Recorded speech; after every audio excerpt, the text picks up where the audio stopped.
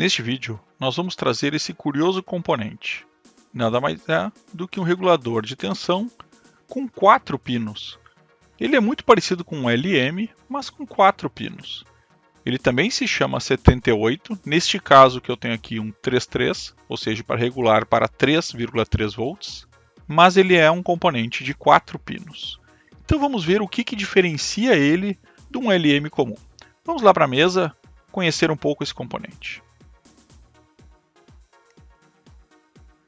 Bom, nós estamos falando, na verdade, de um componente chamado ou KA78R, e aí a variação que eu preciso de tensão.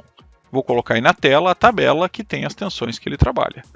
No nosso caso, o componente que a gente tem, neste vídeo nós vamos trazer o componente 78R33, que foi um componente que veio junto nesses componentes Aquilo, que eu sempre compro e já mostrei aqui para vocês.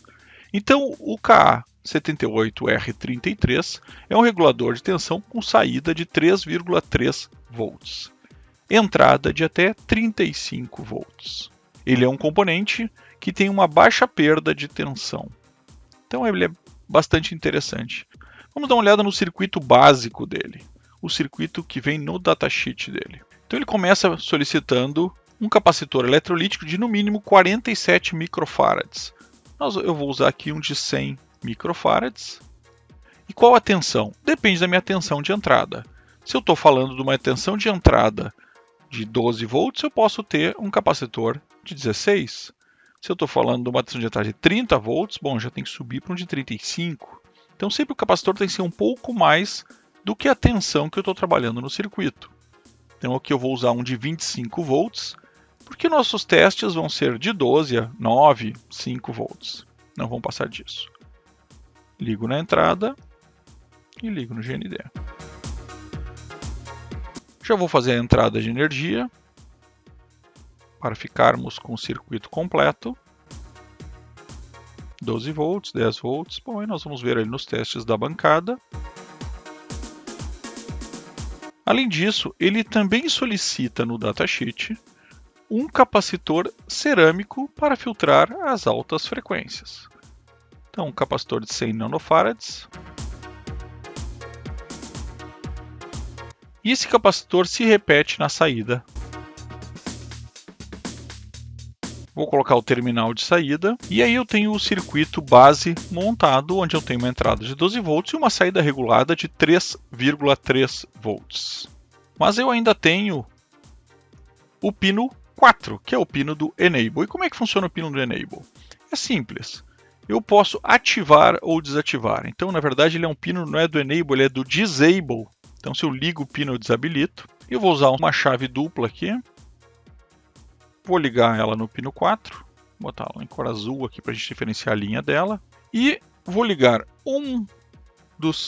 das opções do interruptor no positivo.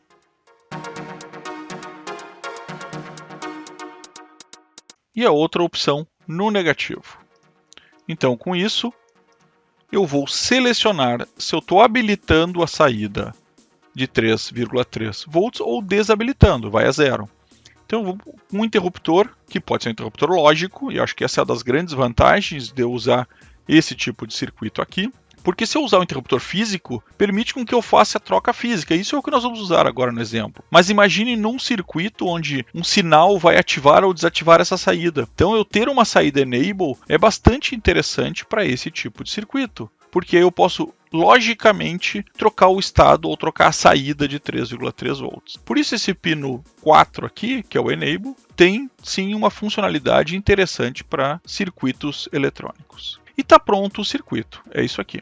Vamos ver lá na mesa como isso funciona na prática. Então este é o nosso componente KA78R33. Ele é um regulador de tensão de 3,3 volts, como eu comentei, e a série ela é bastante extensa, vai até 15 volts, então cada tipo que eu quiser. E vejam que ele tem os 4 pinos, como eu mostrei ali no início. E aqui está montado o circuito, que é o que nós vamos usar. Então eu estou aqui com os 2 capacitores cerâmicos, um na saída e um na entrada, mais o eletrolítico de 100 microfarads. Esse eu estou usando por 25 volts. Estou entrando aqui com uma fonte regulada. Vou começar com 10 volts o nosso teste. Então já vou colocar ele aqui, já tem as conexões prontas. Então, conexão no pino 1 entrada, pino 2 saída, pino 3 negativo e pino 4 enable. E aqui eu tenho duas ligações aqui, porque nós vamos usar esse interruptorzinho aqui que eu acho ele bem legal. Ele tem um comum e aqui 2 pinos deles que funcionam numa seleção ou na outra seleção. Então eu virando ele, eu ativo ou desativo. Ou desativo e ativo, depende de como eu quiser ligar. Como é que eu descubro quando eu tenho um interruptor desse quais os pinos corretos? É bem simples, né? Eu vou na opção de continuidade e aí eu vou testando aonde dá contato. Ó, eu já sei que esse pino dá contato, esse não dá, esse não dá. Então eu sei que esses dois nesta posição farão contato. Aí eu viro e agora eu vou testar de novo. Não é esse, não é esse, é esse. Então eu sei que nesta posição estes dois dão contato. Logo, eu sei que nesta posição são esses dois e na posição em pé são esses dois. Então este da ponta é o comum, esses dois são os que selecionam baseado na escolha que eu tenho. Agora eu vou conectar ele então usando o comum ligado no pino 4 e os outros 2 pinos, um ligado no positivo e um ligado no negativo.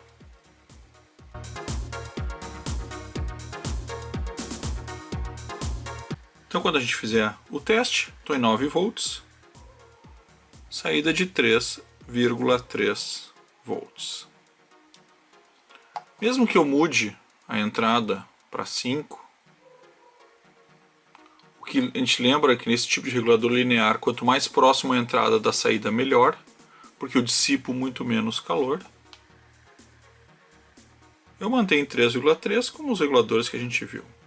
Agora eu quero mostrar uma coisa interessante que não acontece com o LM. Ele não é feito para isso. O mínimo de entrada para um 3,3 é 5 volts pelo datasheet. E mais, ele suporta até 35 volts. Eu não lembro se eu já tinha falado nisso, mas repito agora. E 1 ampere. Então o máximo dele é 1 ampere. Mas eu vou puxar ele agora para 3,5 volts de entrada para uma saída de 3,3. E ele consegue responder, coisa que o LM não responde. É obviamente com carga, talvez o retorno seja outro. Então nós temos aí mais um componente bem interessante, que é o KA78R33, um regulador de 3,3 volts, com uma opção de desabilita e habilita. E como eu disse, nós estamos usando ele por um botão físico. Um botão físico eu poderia ter um botão em qualquer outro lugar, e aí não precisaria dele. Mas por um circuito onde eu preciso habilitar e desabilitar de forma lógica essa saída, é bastante interessante essa opção. Só para terminar aqui, vou subir ele para... Eu não vou subir muito por causa do meu capacitor, mas até 20 volts, por exemplo. 22 volts. E está lá, 3,3 volts. É claro que a gente tem aí uma geração de calor dependendo da potência que eu vou usar, né? Dependendo da carga que eu vou usar, vai gerar uma potência que vai gerar calor em cima dele. Ele suporta até 15 watts de calor. Tá? Então a gente tem que ter só esse cuidado. Mas é um componente bem interessante, né? Um 78 turbinado.